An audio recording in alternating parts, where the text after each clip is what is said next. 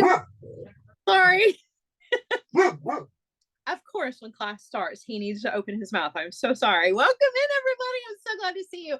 I've got a fun project for you guys today. I hope that you are going to enjoy this one, and I hope that it inspires you because there's a couple of really cool elements in today's project. First of all, we're putting together a friendship style bracelet, but this has all of those like whimsical elements of friendship style bracelets. It's got macrame knotting in it. It's pretty straightforward, but the cool part about this is that number one, it has bead stringing wire as the core. You're going to be able to use all of your regular hardware for this. And number two, this is made out of RePEat cord. And for those of you who are unfamiliar with RePEat cord, guys, this is made from 100% recycled plastic bottles. That is awesome. So it comes in a couple of different colors. It's just really, really cool stuff that you can feel good about using. And of course, the design is really cute as well. I put this one together with back to school in mind because I've got a 14-year-old who headed back to school last week, and it was a really big deal for her to have all of her, not just her school clothes ready, but all of her other things, her accessories, the charms for her backpack, and all of her jewelry. And I love that she gets inspired by these classes as well. So if you've got some younger makers in your life, this is definitely going to be a project to share with them so that they can check it out. Or if you have some younger customers that are coming through your craft booth or are checking you out online, these are some really cool projects that, again, have like grown-up hardware, but they have that young kind of whimsical feel to them that I think is really kind of ageless. So I'm going to get you guys turned around and we are going to get started with our project. All right, let's get into it. Now, you may have seen as I turn the camera around, I'm using my tying stations, one of my go-to tools for all things macrame and bracelets. I absolutely love this. If you've never seen this one before, I'm going to give you the quick run through, and then we're going to get into the other materials. So our tying station has a handy ruler around or along the sides so that we can keep up with our measurements as we go. I'm trying to mix words together today. I don't know why. All right, it's probably because it's a Monday. On either end of this, you have some acrylic plates here that you can unscrew and take completely off. This is where you are going to attach your work. I'm going to show you how to do that. But what happens is when you attach your work at the top and at the bottom, that gives you the opportunity to use both hands. You can get underneath the work and you've got both hands free to do whatever you need to do. You can also preload your beads onto this. I'm going to show you how to do that here in just a second. So this is going to be the tool that we're using for that. I'm also using some bead stringing wire. I'm using some 49 strand bright bead stringing wire for my project. You're not really going to see a whole lot of this. So it's not like this is going to be a feature. This is really just the core of our design. I'm also using, as I mentioned, the RePEat cord, and I'm using this beautiful blue color. You're going to need about 6 feet of this. I know that sounds like a lot, but when you fold it in half, you've got 2 pieces that are about 3 feet long. So when you kind of look at it that way and put it into perspective, it doesn't seem like nearly as much, but I've got this beautiful blue and it is a 1 millimeter cord. It will fit through some larger hole beads, but for us, we don't even have to worry about that because we're using our bead stringing wire as our core. So that makes this really kind of cool. If you've got your RePEat cord and you're struggling to find beads that will fit, that will accommodate this, using your bead stringing wire as your core, it doesn't even matter what size your bead hole is. So I'm going to show you all of that here in just a second. And then we're using a combination of beads here. I've got some beautiful beads that came on some strands from Michael's. So one of these had some beautiful check fire polish. There was a big focal bead that is a butterfly that we're going to be using in the center of our bracelet. There are some other leftover butterflies that I could use for charms or anything else that I wanted to. And then I incorporated some of these semi-precious. These are purple quartzite, or they're dyed quartzite in lavender. I'm going to say that's purple. They're really pretty, and they were a nice complement to the beads that were on the check glass strand. So we're going to be using some of those, but feel free to use whatever beads you want. All right, so let's go ahead and set all of this up so that we can get started. This is going to be kind of a fast project. We are going to add a little dangle, some little extra elements to this when we get finished with it, but let's go ahead get ourselves set up. So you're going to cut yourself about 12 to 13 inches of your bead stringing wire, and you're not going to do anything to the ends of it yet. We don't need to add any crimps or anything. We're going to slide this underneath the acrylic plates here on the end of the tying station. So I don't take the plates completely off, though you can. I just like to unscrew them just enough so that I can slide that beading wire in there, and then I'm going to tighten that down by just screwing our wing nut down, tightening that up. All right, before I attach this to the other end, though, I'm going to go ahead and preload the beads for my project. So for my project, I'm going to have my butterfly in the middle. I like to lay these out first before I load them on, just so that I put them in the correct order. So my butterfly is going to go in the middle, some larger, the quartzite, and then 2 of the check fire polish. So that's going to be my pattern. I'm going to load it onto the bead string wire exactly like that. So my check fire polish are going on, both of those. Our quartzite, my big butterfly, the quartzite, and then the 2 check fire polish. Okay. All right, now I'm going to take the other end of my beading wire down here onto the other side of the tying station. And again, loosening this up just enough so that I can slide that beading wire between those acrylic plates. And then I'm going to tighten this down. So my beads are already ready. I can slide these up as I need them. I don't have to stop what I'm doing to add these on one at a time. They're already ready. Okay, I'll lift you guys up just a little bit so that we can get kind of a bigger view here of what we're doing. Okay, so now I'm going to bring in that big long piece of the RePEat cord. Remember, I said 6 feet of this, which I know sounds like a lot, but it's really not. So you're going to take your end, you're going to find the other end, take those 2 ends together, and then you're going to find the middle. Okay, once you have found the middle, you're going to place that underneath your bead stringing wire. Okay, so now you've got 3 feet on one side and 3 feet on the other side. All right, now we are going to be creating square knots, which are pretty common. And so I'm gonna walk you through these, but I feel like a lot of people already know how to do them. But for those of you who don't, I'm gonna walk you through this the best way that I can. And then you're gonna get to see the square knot in action for the entire length of this bracelet. So don't worry, if you don't get it the first time, you may get it the next time. Okay, so the square knot happens in 2 steps. Okay, the first step, we focus on the right side. So we're going to take our right-handed cord. Notice I'm holding this cord in the middle up against this beading wire with my fingers, just to make sure that it doesn't slide around on me until I have this secure. But you're going to take your right-handed cord and you're going to make a P shape by crossing over our core, which is our bead stringing wire. Okay, so you're making a P shape.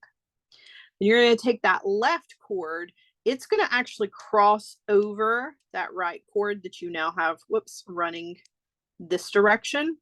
And then it's going to go behind the bead stringing wire and up through that P shape on the right. And you're going to pull, and then you're going to pull both sides. And that is going to create the first step. That's the first half of your knot. Okay. Now, to finish this knot off, we're going to repeat these steps, but we're going to focus on the left. So we're going to make a backwards P shape on the left with our cord going across the top of our core. Right cord crosses over that and then goes behind the bead stringing wire and up through that backwards P shape on the left and pull. And that is a full square knot. In order to get a full square knot, you have to do both steps. If you only do one of those steps and you do one step over and over and over again, you create a spiral. And oddly enough, I did a project earlier today with that, so I can kind of show you what that looks like. It's cool, right? It's really neat looking, but that's not what we're going for. We're going for flat. Now, that doesn't mean that you can't switch it up and throw in some of these spirals if you want to, but for our project, we just want the flat square knots. where we focus on the right and the left to get the full knot. All right, one of the things you're going to notice is that this will slide up and down, which is nice because we created our knot down here. We need to slide this up here, right up next to those acrylic plates. All right, now we're going to repeat this process 7 more times to get a total of 8 square knots before we even add any more beads to this. So let's do that. Lots of practice for this. So our P shape on the right, cord's going across the top of the core. Left cord crosses over that, goes behind and up through that P shape and pull. Okay, left. So we have our backwards P shape on the left. The right cord crosses that, goes behind and up through our backwards P shape and pull. And now we have 2 knots. Okay, let's go again. P shape on the right, left cord crosses over, goes behind and up through and pull. Left side, backwards P shape, right cord crosses over, behind and up through and pull. All right, we're going to do one more and then I'm going to show you how to count these. All right, P shape, left cord crosses over, goes behind and up through, pull. Backwards P shape, right cord crosses over, goes behind and up through. Okay, so right now we've done a total of 4 knots. Now, how do I know that? Other than just keeping count as I'm going, I can check this. So if you need to get up and walk away for whatever reason, and then you come back to this and you're like, okay, wait a minute, how far have I gone? What am I doing? I'm going to show you how to count this. So because we started our knots and the first step that we did was on the right, that is the side where we are going to count how many knots we have. So you're going to count the bumps. See this little bump right here, this bump, and then this bump, this bump, and this bump. That is the indication of a full knot. If you do not have a bump, a completed bump, then that means you walked away in the middle of your knot, meaning you only did the right side, but you didn't do the left side. So if it doesn't look like this, I'll show you, right? So let's go ahead. We'll do just the first step of our knot. So here's our P shape, cross over, go behind, whoops, and up through. All right, now let's say the cat knocked over a bunch of stuff and I got to get up and move. The dog in my case. The dog got into something and now I have to get up. Okay, so I get up and I go handle business and I come back and I see, okay, now how do I know? How do I know what I do next, right? I don't know if I finished that last knot, did I? Well, you can tell by looking at it. So we have a full bump here. So there's 1, 2, 3, 4. I've got 4 knots, but where I have stopped, there's not a bump yet, right? The bump is over here on the left, which I pretend like those left-handed bumps don't even count. I'm only counting on the right. But there's not a full bump here. So I know that I left in the middle of that knot, meaning I only did the right-hand side. So in order to create that bump, I got to do the left, backwards P shape, follow the steps and pull. Now I have completed that knot. And then I can also count the bumps to know how many. 1, 2, 3, 4, 5. So just in case you need that information, because I know sometimes you got to walk away from a project. Sometimes I leave stuff on the tying station for weeks at a time. Let's be honest. I got a lot of things going on and I know you do too. So when you pick something back up, it's nice to know how to check where you are. So, all right, we've got 5. We're going to do 3 more and then we're going to start to add some beads to this. So we are doing our P shape on the right, left cord crosses over, goes behind and up through. All right, we're going to do that on the left. So our backwards P shape, right cord crosses over, behind and up through, and pull. All right, on the right again, P shape, crosses over on the left, behind and up through, pull, and then on the left, right cord crosses over, goes behind and up through, and pull. Let's take a minute to count. 1, 2, 3, 4, 5, 6, 7. So we need one more.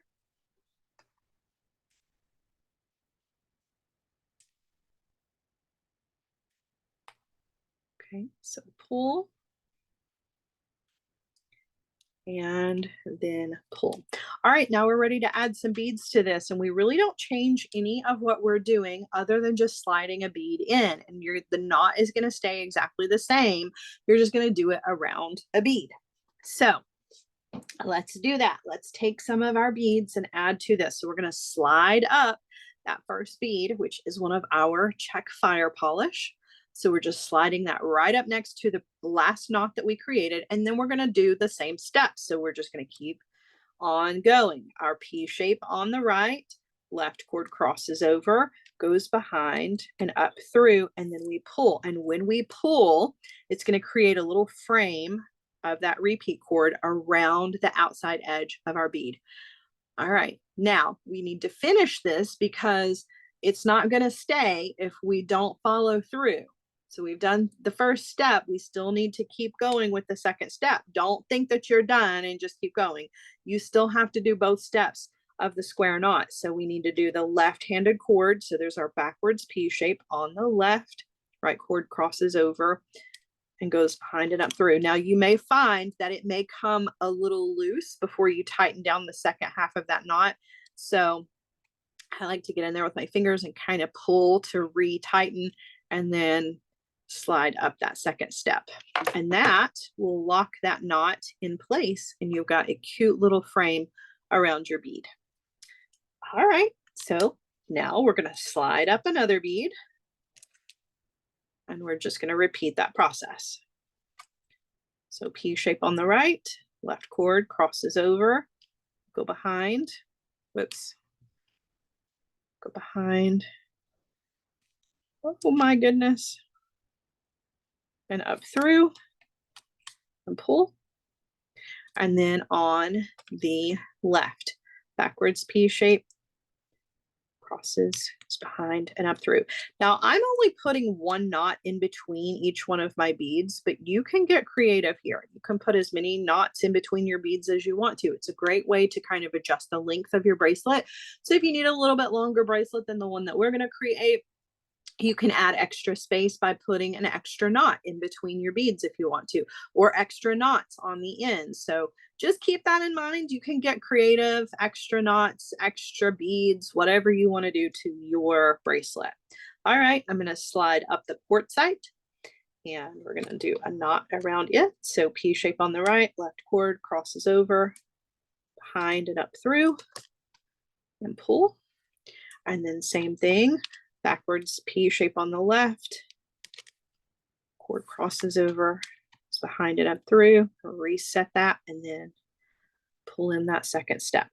Okay, now we are at our focal, and in the directions for this, I have a way to bring the focal in and then wrap around this. Since I have written this project out, I've thought about this a lot and thought about it. I'm going to talk you through that part, but I'm going to make a little bit of an adjustment here. You can still do it the original way if you want to, totally fine. But I am going to make a slight adjustment. So in the original, what I did was I tied the knot around this bead just like normal. However, the edge of this bead is obviously just a small section, whereas with the round beads, there's not an edge, right? So it doesn't matter if the RePEat cord kind of slips and slides around on the bead, it's totally fine. The bead is round. Any side is the side because there is no sides, right? With this, there is a side, there's a clear edge. And what happens when you tie your knot, let me show you.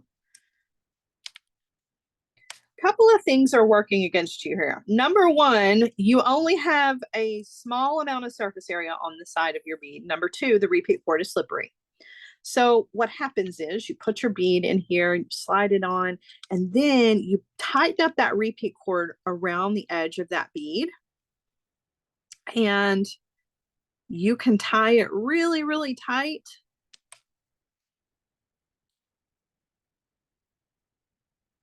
And it'll stay for a minute. And it looks great. I love the way that it looks. Okay. However, this will not stay without glue.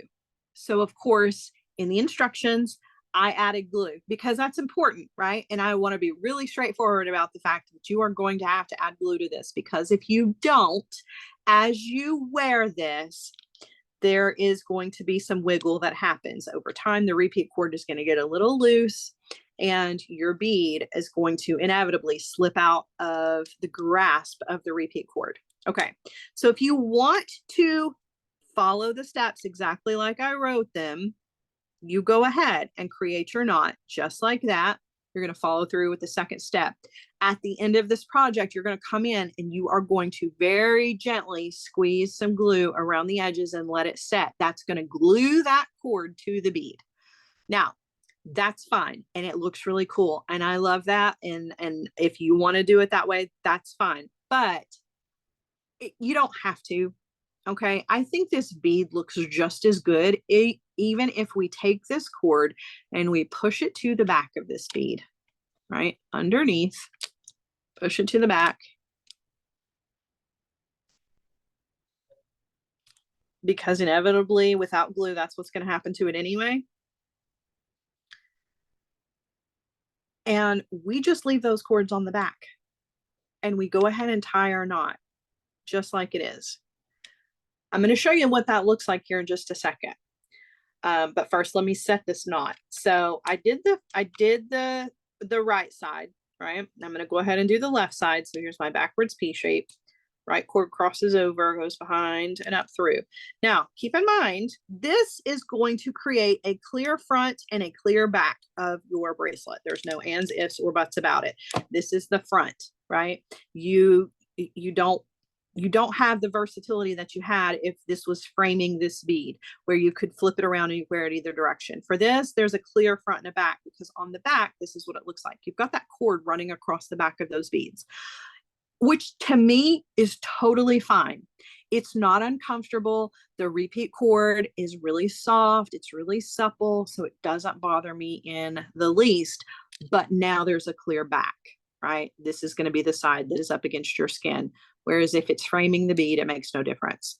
So you can decide for you which one you prefer. One involves glue, one does not. I'm going to proceed like this without the glue. If you frame the edge, make it really, really tight, get all the way through your bracelet, and then you're going to go back in, and right on the sides of the bead, you're going to add some glue to glue that cord, and you're going to need to let that set for about 12 to 24 hours before you wear it. Okay. This way, we don't have to use any glue. So totally up to you. It's totally your choice. All right, I'm going to proceed. I'm going to keep adding my beads here. I really don't think that it changes the overall look of the design by much. I've still got this really cool focal bead.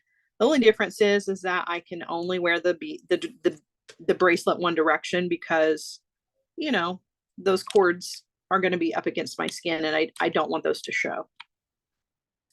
Or maybe you do. Maybe you like the way that they look. Totally up to you. Totally up to you. All right, so we're just repeating our pattern. So we've gone from our quartzite down to our smaller beads.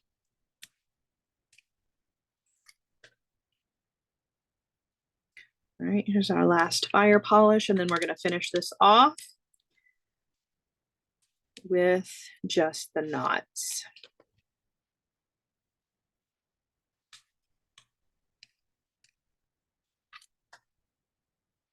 All right. So if you'll remember, we had 8 total knots here. We've got 1 started. We need 7 more so that it matches on this side. So we're going to speed through those real quick. The cool thing about all of this is that you can always come back and watch this over and over again on the Michael's YouTube channel. So after this has been uploaded, if you need to re-watch this and you need to see these steps again, you can fast forward to get straight to the part of the project that you need, and you can watch it as many times as you want to, which is really nice.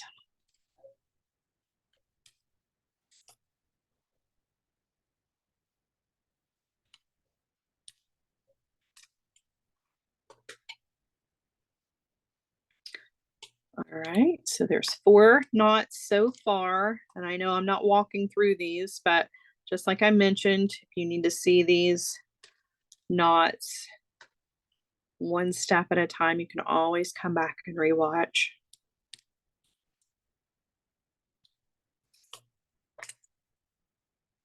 Okay, so we're getting to the end here.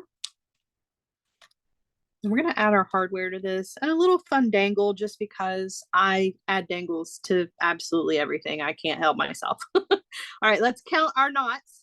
Remember, we're counting the bumps. So there's 1, 2, 3, 4, 5, 6. So we need 2 more knots.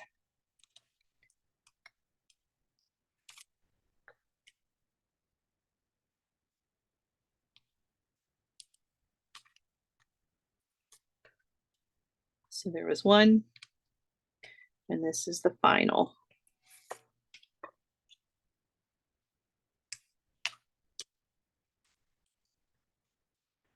All right, so now we have 8. 1, 2, 3, 4, 5, 6, 7, 8. Okay, now this is another opportunity to use glue, or you can use flame. Everybody in the comment section that's been with me for a long time gets a little nervous when I use flame, because it was here at a Michael's class that I burned a project in half, and nobody has let me live that down. I'm going to use some flame. You can use some glue.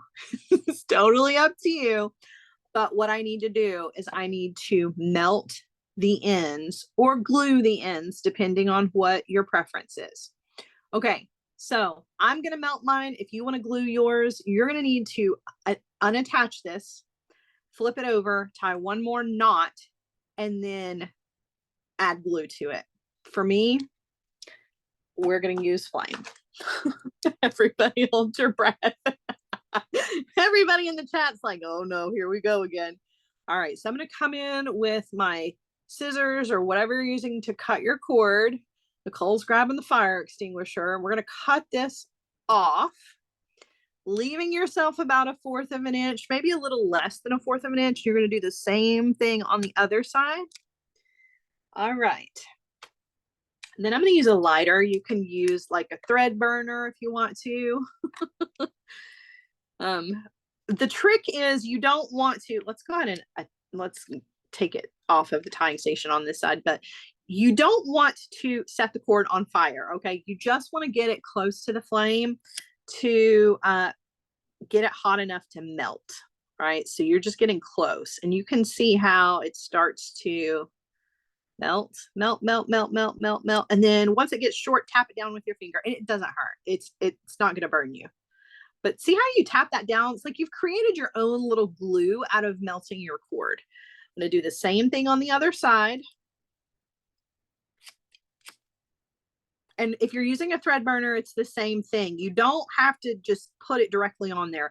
In fact, you'll ruin your thread burner by doing that. You just want to get it close so that the heat starts to melt the cord.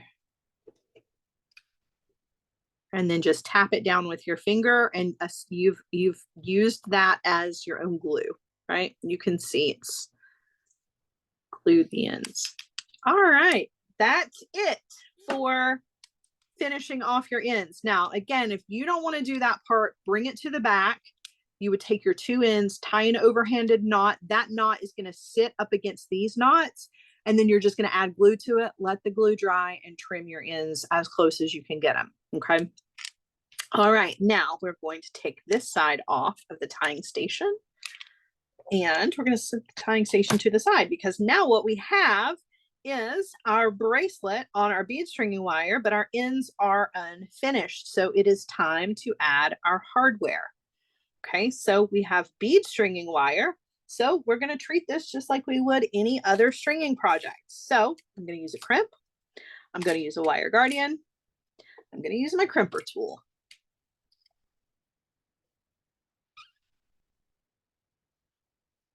All right, so I'm going to thread that on. I missed a comment, a question that said, hypothetically, could you use, and I only saw part of it. Can you repeat the question? Because I missed. So, Yeah. Sarah, I actually asked that question. I thought it Sorry if might have that's been you. weird. Um, No. so, could you hypothetically use a harder cord in place of wire? Yes, you could. You absolutely, you can use literally anything. So if you wanted to, instead of using bead stringing wire for this, let's say we wanted to use like artistic wire, you could use artistic wire, do all the same knotting, and then you're going to have kind of the same structure as a bangle bracelet. It's going to give it like a real strong shape to it. You're going to shape it into the the circle that you need, and then you could wire wrap the end with like a simple loop or a wrapped loop. So yeah, absolutely, you could use something different if you wanted to. All right, so I thread on my crimp, and now I thread on part of my wire guardian. I'm going to take my wire back down through the wire guardian and then down through the crimp. You're just going to treat this like any other stringing project and crimping situation. You don't want those wires to be crisscrossing inside there. You pull all that down. Okay. Making sure that those wires are running parallel inside that crimp, not crisscrossing each other. You're going to bring in your crimper tool. You're going to place that into the back notch of your crimper tool, and you're going to give that a squeeze. You're going to see how that separates those two cords, the beading wire, even further, right? And then you're going to turn that sideways, place that into the front notch of your crimper tool and give that a squeeze. And that's just going to make it more compact. You're going to give it the tug test though, to make sure that you've crimped properly and that it's nice and secure. Then you're going to come in with your cutter tool. You're going to trim off the excess. Then you're going to do the same thing on the other side. So we've got our wire guardian.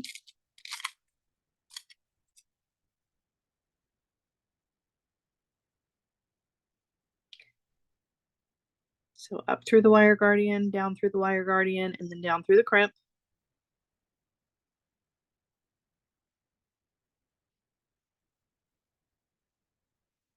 Pull all of that down.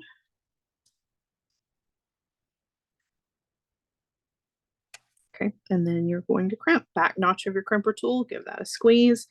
Turn it sideways. Front notch of the crimper tool, give that a squeeze.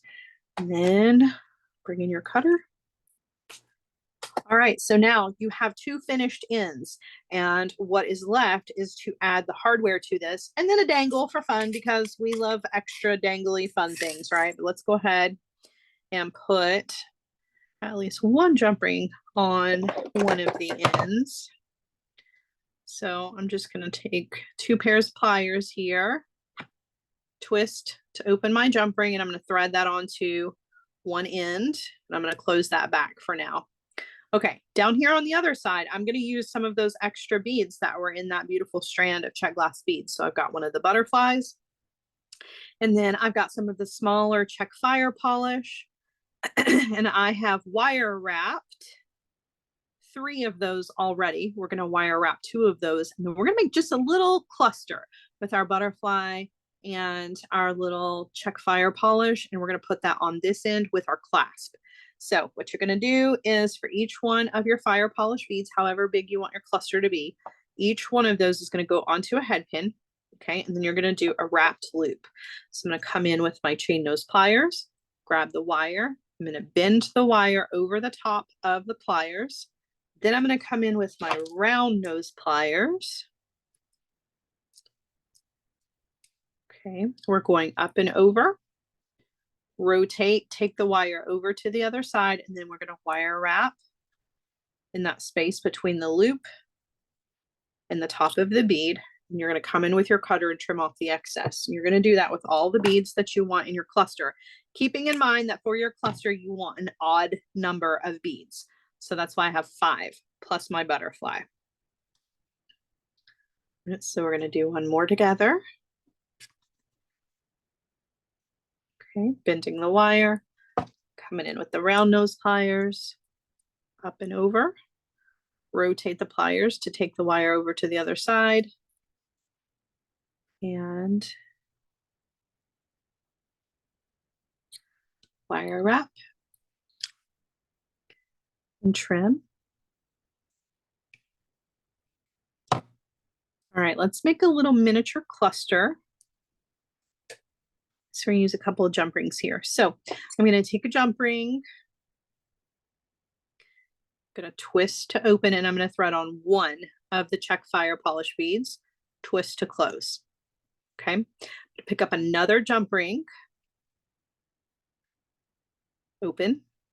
I'm going to thread that onto the jump ring that I just closed, and I'm going to put a bead on either side. So one on this side and one on this side. Now it's important that they're both on opposite sides of the jump ring from the previous step, which is not closed very well. Let me reclose this jump ring.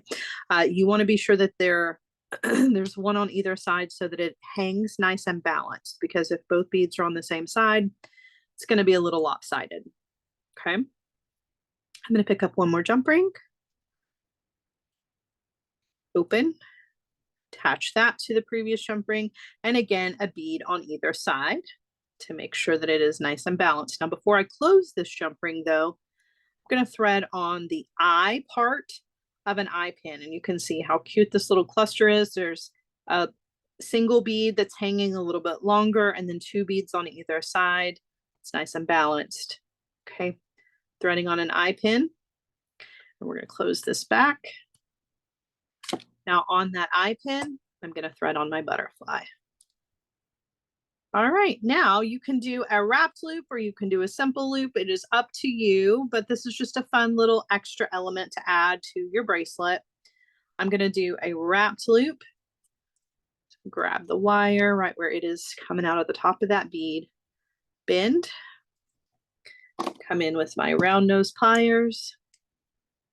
Again, same steps. So up and over the top barrel of the pliers, rotate those pliers in my hand so that I can take the wire over to the other side. Now I do kind of have to manage working around the butterfly wings because they're kind of in the way, but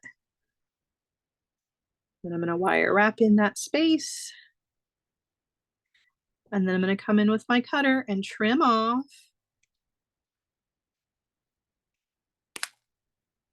Okay. All right, then I'm going to add this to a jump ring. And I'm going to attach that to the wire guardian on the opposite end of my bracelet. Whoops. And I'm going to close that back. I'm going to open up one more jump ring.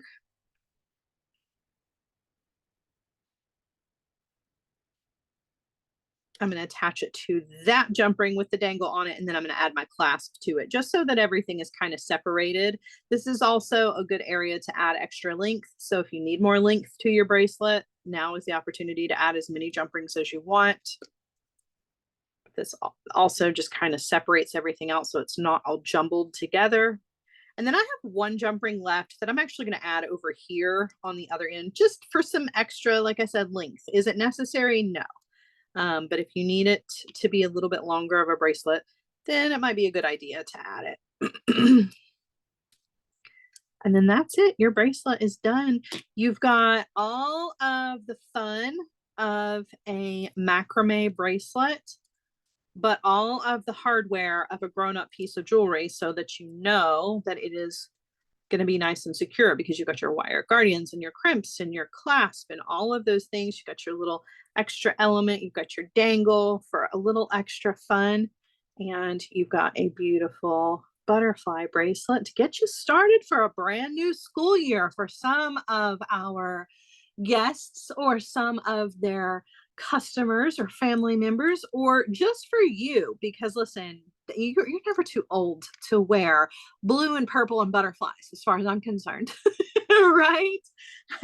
I will wear this proudly every day. So I hope that you guys have enjoyed. I'm going to turn you guys around, give you another kind of perspective of this bracelet because sometimes it's nice to see it in different light. So I will give that to you, and then we will get out of here just temporarily, though. It's just to see you later. I'll have another fun project for you guys soon. Don't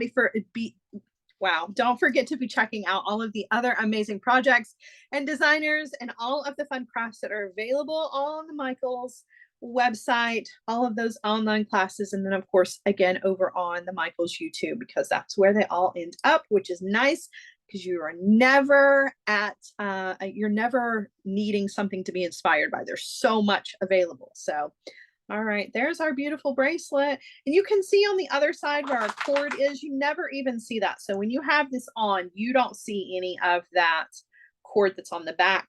And you've got your little dangle here.